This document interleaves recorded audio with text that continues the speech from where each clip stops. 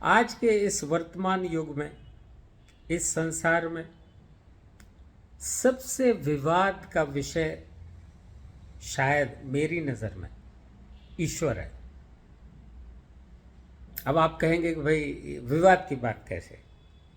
तो अगर आप गहराई से देखेंगे तो पूरे संसार में इस तरह से जो तमाम किस्म की बातें समाज के अंदर, झगड़ा फसाद, हत्याएं, आगजनी, लूट मार जो भी चल रहा है, यहाँ नहीं पूरे संसार की बात करेंगे तो उसमें आप ऐसा कह सकते हैं कि 80% या 90%, कहना मुश्किल है, एक मेरे अनुमान कि भाई 90% कारण जो है वो ईश्वर है। कोई कहता है ईश्वर एक है, सभी के कुछ लोग कहते हैं ईश्वर केवल एक है, कोई कहता है कि ईश्वर हजारों हैं, लाखों हैं, करोड़ों हैं, हर इंसान में ईश्वर है। तो भिन्न भिन्न प्रकार के दावे रहते हैं, धार्मिक किताबें रहती हैं, धार्मिक किताबों में तरह तरह की बातें लिखी रहती हैं जिनमें बहुत सारी वैज्ञानिक रूप से गलत होती हैं, बहुत सारी वैज्ञानिक रूप से प्रूफ सिद्ध की जा सकती है वो गलत लिखा है।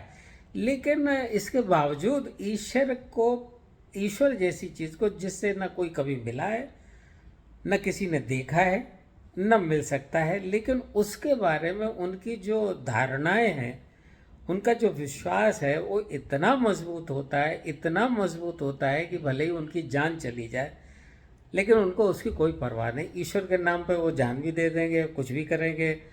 तो हमें ऐसा महसूस होता है कि क्यों ना ये जानने की कोशिश करें कि आखिर में ईश्वर सचमुच है क्या। तो ईश्वर को जानने से पहले हम लोगों को पहले एक बात समझनी पड़ेगी कि सत्य क्या है। क्योंकि अगर हम ये जान लेंगे कि सत्य क्या है तो ईश्वर भी एक सत्य होना चाहिए। अब ईश्वर अगर सत्य है तो हम अगर सत्य क्या है ये अगर जानने की कोशिश करेंगे तो सबसे पहले सत्य की परिभाषा समझ लें। अगर हम आपसे प्रश्न करते हैं कि सत्य क्या है आप बताइए, तो आपके मन में पता नहीं उस समय क्या क्या विचार आएंगे। जिसको जो मन में, अभी आप सारी दुनिया में जितने लोगों से पूछेंगे उनके अपने अपने मत होंगे, अपनी अपनी अभिव्यक्ति होगी और वो अपने बारे में कुछ बताएंगे कि भाई सत्य है। मेरा अपना एक अनुभव ये कहता है कि सत्य को अगर हम परिभाषित करना चाहें तो हमें प्रकृति से कोई उदाहरण लेने की ज़रूरत महसूस होती है। जैसे उदाहरण के लिए हम ऐसा मान के चलते हैं कि अगर आपसे पूछा कि सूरज पूरब में निकलता है और सूरज पश्चिम में डूबता है, तो इस संसार में किसी भी व्यक्ति से किसी भी तरीके से आप घुमा फिरा के कैसे भी सवाल पूछेंगे तो उसका उत्तर एक ही होगा कि सूरज पूर्व में निकलता है, पश्चिम में डूबता है। इससे हमें क्या समझना चाहिए? इससे ये समझना चाहिए कि सत्य का अर्थ होता है जिसका उत्तर केवल एक और केवल एक हो, वह सत्य है जिसमें कोई शक की गुंजाइश है ही नहीं। इफ बट, अच्छा बुरा ऐसा कुछ भी नहीं है परिभाषा में, सिर्फ ये बात है, हाँ यही एक उत्तर है। दुनिया के किसी कोने में किसी भी व्यक्ति से पूछा जाए, अगर उसका उत्तर एक है तो वह सत्य है। अब जरा सोचें कि भाई आपने अगर इस संसार में लोगों से पूछा कि भाई ईश्वर क्या है, मेरे विचार से जितने लोग रहेंगे उतने ही उत्तर होंगे।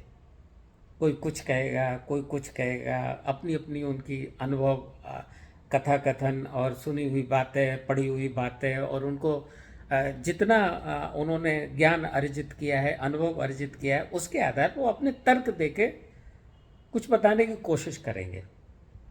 तो पहली बात तो यह है कि ईश्वर तर्क से परे है, ये हमें अच्छी तरह समझना चाहिए। जब तक आप तर्क करते रहेंगे ईश्वर को परिभाषित कर ही नहीं सकते। वो तर्क के परे है, तर्क से बाहर है, उस पर कोई तर्क लागू नहीं हो सकता। लेकिन इसके बावजूद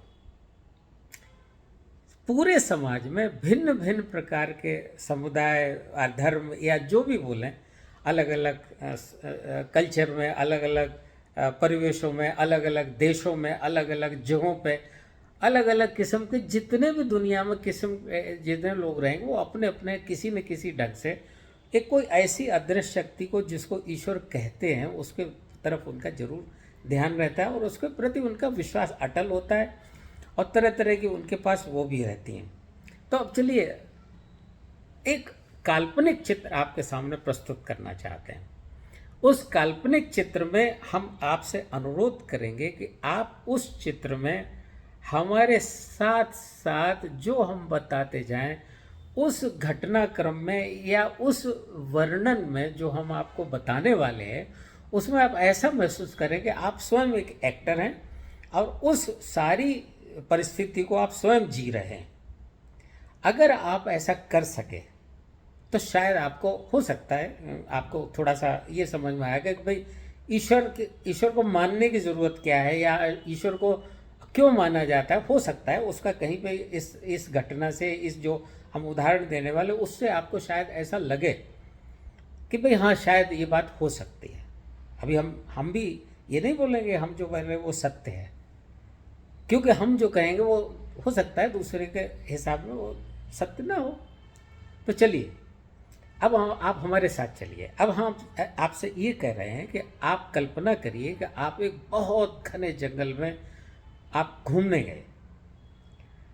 इतना घना जंगल है कि दिन में बिल्कुल वहाँ पे अंधेरा है, कई बार रास्ता बहुत ही धुंधल का है, बहुत नमी है, बहुत झाड़ियाँ हैं, आप बड़े मुश्किल में वहाँ से रास्ते से चल रहे हो। चलिए चलते चलते अचानक आपको पता लगा कि आप रास्ता भूल गए। जैसे ही आपको ये पता लगा कि रास्ता भूल गए, अब आप अपने दिल पे हाथ रख के पूछिए कैसा लगा। मेरे विचार से कोई भी व्यक्ति कितना भी बहादुर हो चिंतित तो अवश्य हो जाएगा, भयभीत भी हो सकता, जरूरत से ज़्यादा भयभीत भी हो सकता। चलिए आगे बढ़ते हैं। अब आपने चूंकि पता लग गया कि हम रास्ता भूल गए हैं, इसलिए चलिए आपने कुछ एक तय किया। अच्छा चलो आज इस ठीक है, हो सकता है ये वाला रास्ता कहीं जंगल के बाहर जाता है। आपने एक अनुमान लगाया और आप चल दिए। मुश्किल से थोड़ी ही दूर गए होंगे कि आपको सामने से एक शेर आता हुआ दिखाई दिया। बब्बर शेर आ रहा था आपके सामने। जैसे ही आपने बब्बर शेर देखा, आपने दिल पे हाथ रख के पूछिए कैसा लगा। मेरे विचार से शायद शब्दों में बयान आप नहीं कर पाएंगे कि आपको कैसा लगा। हाँ, मन में अवश्य भय और एक अजीब सी शंका, मृत्यु भय भी हो सकता है, कुछ भी हो सकता है। ये व्यक्ति के अनुसार अलग अलग तरह के अनुभव होंगे। अब आपने उसको देखते ही आप एक जगह खड़े हो गए। जैसे ही आप खड़े हुए उसी समय आपको दाएं हाथ की तरफ एक जमीन पे एक बंदूक पड़ी हुई दिखाई देती है। जैसे ही आपने उस बंदूक को देखा, आप अपने दिल पे हाथ रख के पूछे कैसा लगा। जैसे ही वो बंदूक आपने देखी, आपने एक फुर्ती से वो बंदूक उठा ली। कल्पना करिए कि बंदूक चलाना आपको आता है। आपने बंदूक हाथ में ले ली। जिस समय हाथ में ली और आपने तुरंत शेर की तरफ निशाना साधा। निशाना साध के आपने ट्रिगर पे उंगली रख ली। अब जरा सोचिए कि जिस समय आपने बंदूक के ट्रिगर पर उंगली रख ली, शेर की तरफ निशाना साध लिया और आप ट्रिगर दबाने वाले ही थे, उस समय आप जरा अपने दिल पे हाथ रख के पूछिए कैसा लगा। मेरे ख्याल से उस समय आपको एक शायद मन में भय कम हो गया होगा, आप थोड़ा आत्मविश्वास में आ गए होंगे, आपकी जो बेचैनी और व्याकुलता थी वो थोड़ी कम हो गई होगी। सब कुछ अच्छा लगा। आपको ऐसा लगा कि शायद आपके संकट का अभी ये निवारण होने वाला है। अब आपने ट्रिगर दबाया। अब सोचिए जरा, आपने गन का, बंदूक का ट्रिगर दबाया मगर गोली नहीं चली। सोचिए जरा, आपने ट्रिगर दबाया, शेर आपके सामने बढ़ रहा था, आपने ट्रिगर दबाया, बंदूक से गोली नहीं चली। अब अपने दिल पे हाथ रख के सोचिए कैसा लगा। आपको जितने समय पर दिल पे हाथ रखा उतने समय आपकी जो भावनाएं हैं, आपकी जो आत्मशक्ति है, उनका स्तर, आपका आत्मविश्वास का स्तर सब हर बार अलग अलग था, एक जैसा नहीं था। लेकिन आप एक चीज़ ज़रूर कह सकते हैं कि जिस वक्त आपने गन उठाई थी, आपके गन के ट्रिगर पर आपकी उंगली थी, आप उसको दबाने वाले थे, उस समय आप काफ़ी हद तक निर्भय हो गए थे। तो अब सवाल आता है कि क्या गन जो है, बंदूक जो है, उसने हमारे भय को कम नहीं किया क्या? अवश्य किया। इसका मतलब है कि क्या ईश्वर के प्रति आपका विश्वास और लगाव उसी तरह से है जिस तरह से आपने गन पर भरोसा किया, आपने ट्रिगर पर उंगली रखी मगर गन नहीं चली। आप ऐसा मानिए, ईश्वर के प्रति विश्वास, लगाव, उसके बारे में जो भी धारणा है, उसकी भक्ति या आपका समर्पण, जो भी बातें रही हों, वहाँ एक चीज़ ज़रूर समझ में आती कि ईश्वर पे यदि आप विश्वास करते हो तो आपका भय अवश्य कम हो जाता है। क्यों? कि आपने महसूस किया कि आपके अंदर उतनी शक्ति और क्षमता नहीं है, और आपने ये महसूस किया कि ईश्वर नाम की चीज़ हमें बचा सकती है, जिस तरह से गन के ऊपर आपने भरोसा किया। लेकिन वहाँ एक अति महत्वपूर्ण बात है कि गन चलेगी या नहीं चलेगी इसकी गारंटी आपको भी पता नहीं थी। आपके केस में गन नहीं चली, ऐसे ही ईश्वर का भी है। आप ईश्वर से कई बार अपेक्षाएं करते हो, कुछ आप मांगते हो, कुछ बातें आप अपनी उससे शेयर करने की कोशिश करते हो, लेकिन याद रखिए फैसला ईश्वर के हाथ में, आपके हाथ में नहीं है। लेकिन इसका ये मतलब नहीं कि आप ईश्वर को ना मानें। आप जिस रूप में जैसे भी हों, जिस तरह से भी मानते हो, ईश्वर एक विश्वास का नाम है, एक ऐसी चीज़ पर विश्वास जिसके ऊपर आप ऐसा भरोसा करते हो कि वो हमें संकट से बचाएगा, हमें वो कुछ अच्छा करने देगा, या हम किसी दुख में नहीं फंसेंगे। बस इतना समझ लीजिए कि यही एक बात है जिस तरह से आप ये कह सकते हो कि ईश्वर है, नहीं है। आप किसी भी रूप में मानिए, ईश्वर को याद रखिए, अपने कॉन्फिडेंस को बनाए रखिए, मगर कर्म करना मत भूलिए। बिना कर्म के ईश्वर भी साथ नहीं देगा। क्यों? महाभारत के पूरे उदाहरण में आप देखिए, पूरे उदाहरण में भगवान कृष्ण अर्जुन के सारथी थे। उनका रथ, अर्जुन का रथ ईश्वर हाँक रहा था।